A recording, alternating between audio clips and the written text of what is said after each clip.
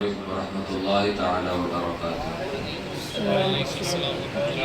حضرات، ہم اور آپ روزوں کے متعلق، سحر و افطار کے متعلق مسائل سماعت کر رہے ہیں۔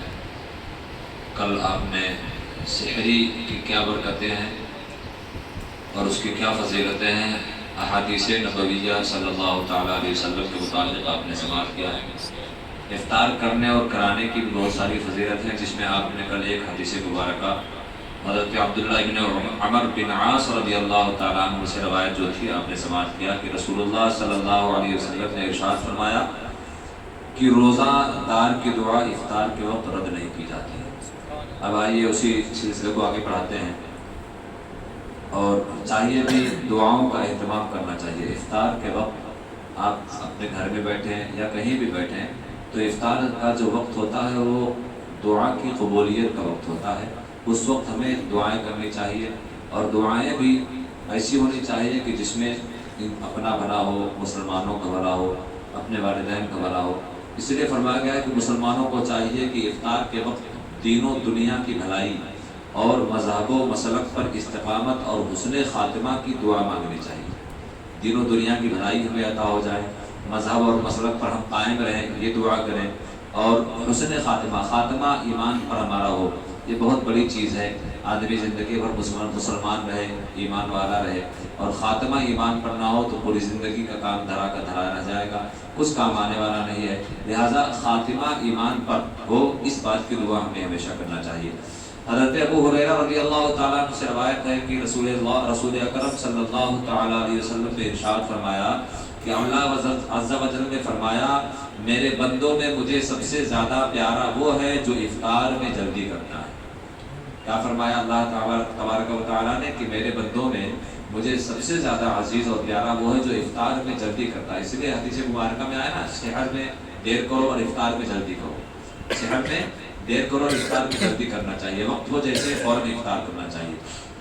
حضرت سلمان فارسی رضی اللہ تعالیٰ عنہ سے روایت ہے، رسول اللہ صلی اللہ علیہ وسلم فرماتے ہیں، جس نے حلال کھانے یا پانی سے روزہ افطار کرایا، جس نے حرام کا مال جو کماتا ہے وہ تو خوب جانتا ہے کہ ہمارا مال کیسا ہے، اس کا افطار کرانا، روزہ کھلوانا کسی کام کا نہیں ہوتا ہے۔ اس لیے حلال کمائی سے کسی مسلمان کو آپ روزہ افطار کرا رہے ہیں، مسجد میں رہے، تو اپنی حلال اور گاڑی کمائی سے اگر آپ روزہ افطار کرائیں گے تو اس کی برکت کیا ہوگی؟ فرماتے ہیں کہ جس نے حلال کھانا یا پانی سے روزہ افطار کرایا، فرشتے ماہ رمضان کے اوقات میں اس کے لیے استغفار کرتے ہیں۔ ماہ رمضان کے اوقات میں اس کے لیے استغفار، یعنی اس کی مغفرت کی دعا کرتے ہیں۔ اور آگے فرمایا ہے جبریل علیہ السلام شب قدر میں اس کے لیے استغفار کرتے ہیں۔ جو حلال کمائی سے کھانا یا پانی کچھ بھی افطار کراتا ہے، اللہ تعالیٰ کے فرشتے اس کے لیے رمضان المبارک میں مکمل رمضان میں دعائیں مغفرت کرتے رہتے ہیں، اور شب قدر میں سردار ملائکہ حضرت سیدنا روح الامین سیدنا جبریل امین علیہ السلام ہمارے لیے دعائیں مغفرت کرتے ہیں۔ کتنی بڑی بات ہے اگر ہم لوگوں کو روزہ افطار کراتے ہیں اپنے حلال کمائی سے۔ ایک روایت میں ہے کہ جو حلال کمائی سے رمضان میں روزہ افطار کرائے، رمضان کی تمام راتوں میں فرشتے اس تک درود بھیجتے ہیں۔ جو حلال کمائی سے روزہ افطار کراتا ہے، تمام راتوں میں اللہ کے مقدس فرشتے ہم پر درود بھیجتے ہیں۔ سبحان اللہ، کتنی بابرکت بات ہے، کتنے نصیبے کی بات ہے۔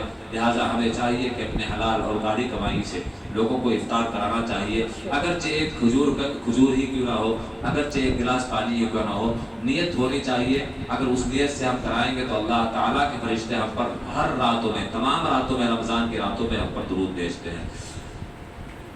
اور شب قدر میں جبریل علیہ السلام اس سے مصافحہ کرتے ہیں۔ سبحان اللہ، سردار ملائکہ ہم سے مصافحہ کریں۔ اگر ہم اپنی گاڑی کمائی سے لوگوں کو افطار کرائیں تو فرشتے ہم پر درود بھیجیں، اور سردار ملائکہ حضرت جبریل امین علیہ السلام ہم سے شب قدر کی رات میں مصافحہ کرتے ہیں۔ اور ایک روایت میں ہے، جو روزہ دار کو پانی پلائے گا اللہ اسے میرے حوض سے پلائے گا، یعنی جنت میں داخل ہونے تک وہ پیاسا نہ ہوگا۔ اللہ کے محبوب نے فرمایا کہ میرے حوض سے اسے پانی پلائے گا اگر کوئی کسی روزہ دار کو پانی پلاتا ہے افطار کے وقت۔ اب دوسرا مسئلہ جو کل تھا کہ اگر کوئی سحری بغیر سحری کھائے روزہ رکھے تو اس کے روزے کا کیا حکم ہے؟ اور ایک اور سوال تھا کہ اسی طرح بعض لوگ فجر کی اذان تک کھاتے پیتے رہتے ہیں، تو ان کے روزوں کا کیا حکم ہے، اب وہ سماعت کریں۔ اگر کوئی شخص بغیر سحری کھائے، چاہے جان بوجھ کر یا سو جانے کے سبب روزہ رکھ لے تو اگر اس نے رات ہی میں یا دوپہر سے پہلے روزے کی نیت کر لی ہے تو اس کا روزہ ہو جائے گا۔ اگر کوئی شخص جان بوجھ کر سحری نہ کھائے یا سو گیا، سونے کے سبب نہیں اٹھ سکا، تو اگر اس نے رات ہی میں نیت کر لیا تھا کہ مجھے کل صبح کا روزہ رکھنا ہے، یا اس نے دوپہر سے 12 بجے سے زوال سے پہلے تک اس نے اگر نیت کر لیا ہے تو ایسے بندے کا روزہ مانا جائے گا، اس کا روزہ تسلیم کیا جائے گا۔ ہاں یہ اور بات ہے کہ وہ سحری کی برکتوں سے محروم ہو جائے گا۔ سحری کی برکت ابھی آپ نے کل سماعت کیا فرمایا ہے، اللہ تعالیٰ کے محبوب صلی اللہ علیہ وسلم نے ارشاد فرمایا سحری کل کی برکت ہے۔ آج ہم سحری کھاتے ہیں تو کل کے رزق میں ہمیں اللہ تعالیٰ اس سحری کی برکتیں عطا فرماتا ہے۔ تو اگر کوئی سحری نہیں کھاتا ہے یا جان بوجھ کر یا اگر سونے کی وجہ سے، تو رات میں یہ نیت کر کے سو جائے یا دوپہر زوال سے پہلے تقریباً 12 بجے سے پہلے ہی اگر وہ نیت کر لے تو اس کا روزہ مانا جائے گا، اس کا روزہ تسلیم کیا جائے گا۔ اور بعض لوگ جو فجر کی اذان تک کھاتے رہتے ہیں، پانی پی لے بھی اذان نہیں ہوا ہے، تو اس کے بارے میں ہے فرمایا گیا ہے کہ لوگوں کا فجر کی اذان تک کھاتے پیتے رہنا، تو اگر صبح صادق کے وقت یعنی فجر کا وقت جب شروع ہوتا ہے، جیسے ابھی فی الوقت 5:31 پر فجر کا وقت شروع ہوتا ہے، اگر اس وقت کچھ بھی کھایا پیا تو اس کا روزہ نہ مانا جائے گا اور اس کی قضا پر لازم ہوگی۔ اگر صبح صادق کے وقت 5:31 کا بھی آج کا جو ٹائم تھا، اگر کوئی اس وقت کوئی کچھ کھاتا پیتا ہے تو اس کا روزہ نہیں مانا جائے گا۔ لہذا صبح صادق سے پہلے وقت جیسے 31 کا ہے تو 30 تک ہی، اسی لیے عام طور سے جو کارڈ وغیرہ میں آتا ہے احتیاطی ٹائم دیا جاتا ہے، ہے ختم ٹائم 31 پر 30 پر، لیکن وہاں پر 21 پہ 10 منٹ پہلے احتیاطاً دے دیا جاتا ہے کہ لوگ اگر اس کے بعد بھی کھا پی لے پانی پی لے تو ان کا روزہ نہ جائے۔ ہاں جیسے ہی فجر کا وقت شروع ہوا 5 پر 31 پر اگر فجر کا وقت شروع ہوا ہے، جیسے ہی 31 ہو گیا ہے، اب اگر آپ نے ایک دانہ بھی کھا لیا ہے تو آپ کا روزہ نہیں مانا جائے گا، اس روزے کی قضا آپ پر لازم ہوگی۔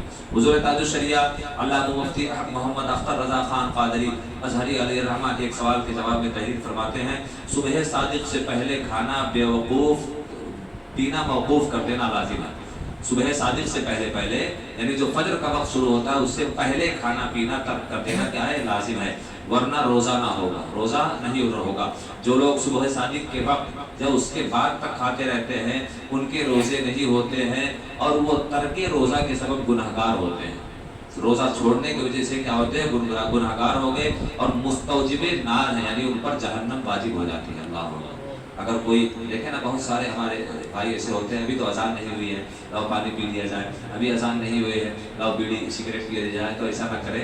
اذان جو مسجدوں میں ہوتی ہے وہ صبح صادق کا وقت شروع ہونے کے 2-4 منٹ بعد ہوتی ہے، ایسا نہیں وقت شروع ہو اور اذان ہوتی ہے۔ لہٰذا جو سحری کا وقت عام طور پر کارڈ میں دیا جاتا ہے تو اس پر آپ احتیاط برتیں، اسی وقت تک آپ کھائیں پیے اور کچھ بھی جو کرنا ہے اسی وقت تک پیے، اس کے بعد آپ نہ کھائیں، ورنہ ہو سکتا ہے کہ بے خبری میں ہی وقت ختم ہو جائے اور ہمارا روزہ جاتا رہے۔